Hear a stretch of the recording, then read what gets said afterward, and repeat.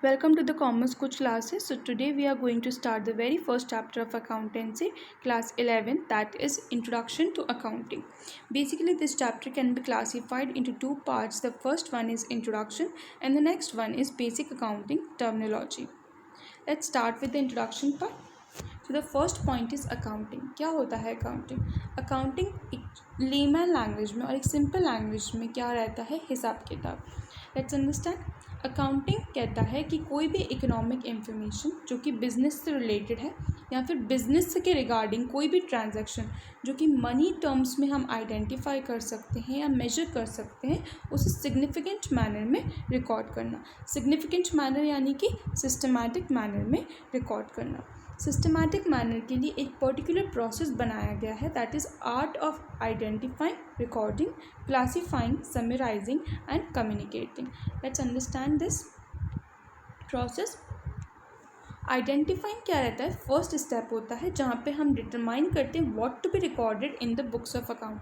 Account में क्या record किया जाएगा, हर वो ट्रांजैक्शन जो बिजनेस से रिलेटेड है और हर वो ट्रांजैक्शन जो कि मनी टर्म्स में मेजरेबल है, हम उसे रिकॉर्ड करेंगे बुक्स ऑफ अकाउंट्स में.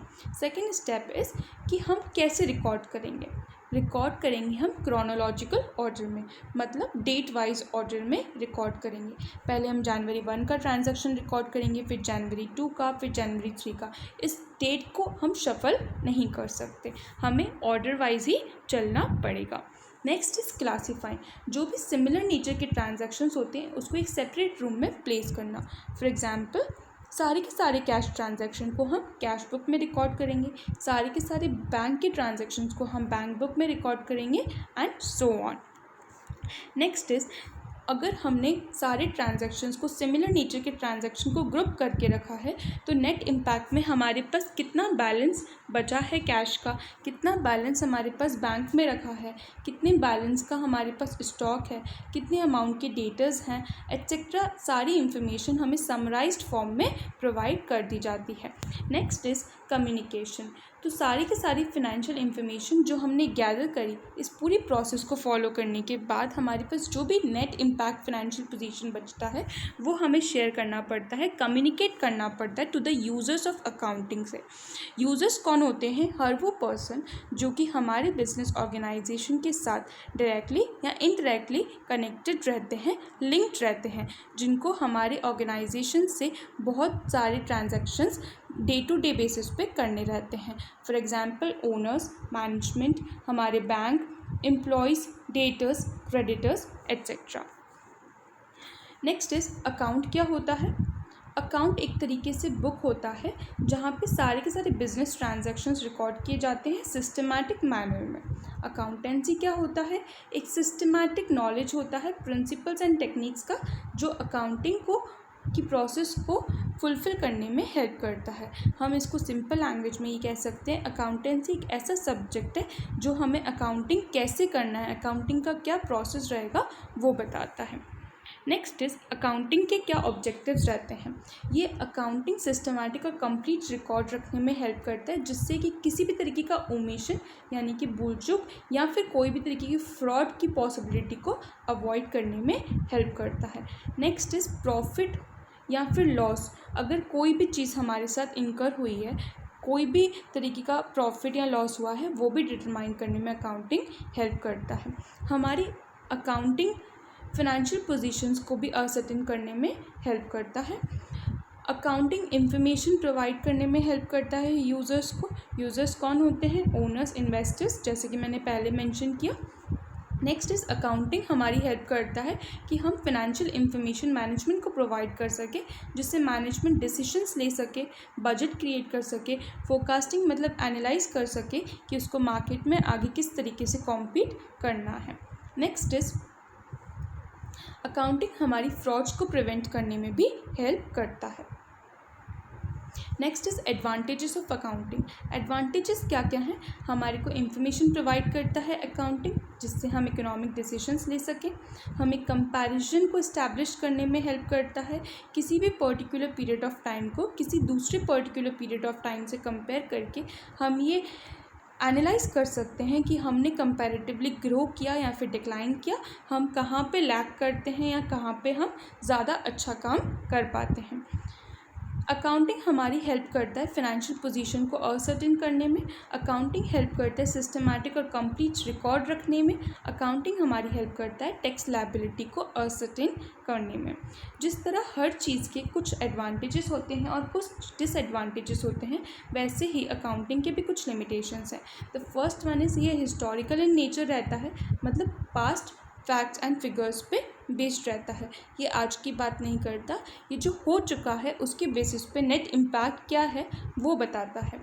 नेक्स्ट इज़ ये क्वालिटेटिव एलिमेंट्स को इग्नोर करता है। क्वालिटेटिव एलिमेंट्स को इग्नोर करने का मतलब ये है कि किसी भी तरीके का अगर लॉस हुआ है तो लॉस का अमाउंट क्या है वो तो हमें अकाउंटिंग बता देता है, लेकिन लॉस क्यों हुआ ये बताने में अकाउंटिंग लैग करता है। Next is accounting window dressing को भी पॉसिबल कर सकता है। विंडो ड्रेसिंग का मतलब ये होता है कि है कुछ और दिखाया कुछ। बहुत सारे बिजनेस ऑर्गेनाइजेशन अपनी टैक्स लायबिलिटी को डिक्रीज़ करने के लिए प्रॉफिट को भी कम दिखाने की कोशिश करते हैं, तो इसमें विंडो ड्रेसिंग भी पॉसिबल होती है। द फोर्थ वन इज़ ये पर्सनली बायस्ड और पर्सनली जजमेंट के ऊपर बेस्ड रहता है। हर पर्सन अपनी तरीके से अकाउंटिंग को फॉलो करता है, जिसकी वजह से कभी कभी कंपैरिजन और कंपैटिबिलिटी को कॉम्प्रोमाइज़ करना पड़ता है। फिफ्थ वन इज़ कुछ कंसेप्ट्स और कॉन्वेंशंस को भी हैम्पर करता है, जिससे कि रियलिस्टिक जो रियल फाइनेंशियल पोजीशन है वो डिस्क्लोज नहीं हो पाती। Next is what do mean by book keeping. In simple language routine work पे हमारे जो भी ट्रांजैक्शंस हुए हैं उनको रिकॉर्ड करना is all about book keeping. Book keeping और अकाउंटिंग में बहुत बड़ा डिफरेंस होता है, इसको कोई भी पर्सन सिमिलर मान कर ही गलती कर सकता है। इसके लिए यहाँ पे एक डिफरेंस गिवन है, let's discuss it. Accounting summarised form होता है, लेकिन बुक कीपिंग रिकॉर्डिंग फेस होता है। अकाउंटिंग हमें समरी बताता है कि इन टोटल आज हम कहाँ स्टैंड करते हैं। बुक कीपिंग डेली बेसिस की बात करता है। अकाउंटिंग सेकेंडरी स्टेज होता है, क्योंकि सबसे पहले हमें बुक कीपिंग करनी पड़ती है, तभी हमें अकाउंटिंग का समरी फॉर्म मिल पाता है। तो इन शॉर्ट हम कह सकते हैं कि book keeping is a primary stage and accounting is a secondary stage. Next is accounting analytical nature होती है। अकाउंटिंग कभी कभार की जाती है, 3 महीने में एक बार, 6 महीने में एक बार, या फिर कभी कभी 1 साल में एक बार, लेकिन बुक कीपिंग हमें रूटीन बेसिस पे करनी पड़ती है। डेली बेसिस पे हमें सारे ट्रांजैक्शंस का रिकॉर्ड मेंटेन करना पड़ता है। अकाउंटिंग करने के लिए हमें स्पेसिफाइड क्वालिफ़िकेशन की रिक्वायरमेंट होती है, लेकिन बुक कीपिंग करने के लिए हमें स्पेसिफाइड क्वालिफ़िकेशन की रिक्वायर नहीं होती। अकाउंटिंग का इम्पैक्ट रहता है कि हमें फाइनेंशियल कंडीशन क्या है वो तो पता चल जाता है, लेकिन बुक कीपिंग से फाइनेंशियल कंडीशन क्या है वो नहीं पता चल सकता। Next is types of accounting information. 2 तरीके के इन्फॉर्मेशन हमें अकाउंटिंग प्रोवाइड करती है। सबसे पहली इन्फॉर्मेशन होती है कि आपने एक पर्टिकुलर पीरियड ऑफ टाइम में कितना प्रॉफिट और लॉस अर्न किया है, कहाँ आप स्टैंड करते हैं, ये आपको बताता है दूसरा पॉइंट। इसके लिए हमें एक इनकम स्टेटमेंट बनाना पड़ता है और एक बैलेंस शीट बनानी पड़ती है, जो हम प्रैक्टिकल की वीडियोज़ में डिस्कस करेंगे। अकाउंटिंग के कुछ सब फील्ड्स होते हैं। सबसे पहला फाइनेंशियल अकाउंटिंग, जो हमारा सब्जेक्ट है जिसे हम पढ़ रहे हैं। इस अकाउंटिंग की फील्ड से हमें प्रॉफिट और लॉस और हमारे अकाउंटिंग की फाइनेंशियल पोजीशन का पता चलता है। Next one is cost accounting, ये हम फर्दर क्लासेस में पढ़ेंगे। इसकी वजह से हमें total cost of the product या एक गुड्स और सर्विसेज को प्रोड्यूस करने की वजह से कितना पर यूनिट कॉस्ट लगा, इसको असर्टेन करने में हेल्प करती है cost accounting. Next is management accounting, ये एक ऐसा सब फील्ड होता है, एक ऐसा ब्रांच होता है अकाउंटिंग का जो प्रेजेंट करता है अकाउंटिंग की इंफॉर्मेशन को, जिससे कि मैनेजमेंट प्लान कर सके और कंट्रोल कर सके हमारे बिजनेस के सारे ऑपरेशंस को और एक बेटर डिसीजन मेकिंग ले सके। That is all about management accounting. Let's go through the qualitative characteristic of accounting information. Accounting information क्या होनी चाहिए? रिलायबल होनी चाहिए, ट्रस्टवर्दी होनी चाहिए, हर पर्सन इसके ऊपर रिलाई कर सके, इसको एक बेस बना करके आगे की डिसीजंस ले सके। इतनी इम्पॉर्टेंटली ये क्या होनी चाहिए? रिलायबल होनी चाहिए। नेक्स्ट इज़ ये रेलेवेंट होनी चाहिए, ट्रू फैक्ट्स एंड फिगर्स पे बेस्ड होनी चाहिए, इसके अंदर कुछ भी गलती, किसी भी तरीके का झूठ नहीं होना चाहिए जिसकी वजह से यूज़र्स हमारे ट्रस्ट ना कर सकें। नेक्स्ट इज़ ईज़िली अंडरस्टैंडेबल होना चाहिए। कोई भी अकाउंटिंग अगर ईज़िली अंडरस्टैंडेबल नहीं है तो कोई भी पर्सन, कोई भी यूज़र इसको समझ नहीं पाएगा और फिर हमारे को इसकी वजह से एक नेगेटिव ड्रॉबैक्स देखने को मिलेंगे। कंपैरेटिबिलिटी ईजी होनी चाहिए अकाउंटिंग की वजह से, जिससे हम दूसरी फर्म्स के साथ, दूसरे बिजनेस ऑर्गेनाइजेशन के साथ कंपेयर कर सकें।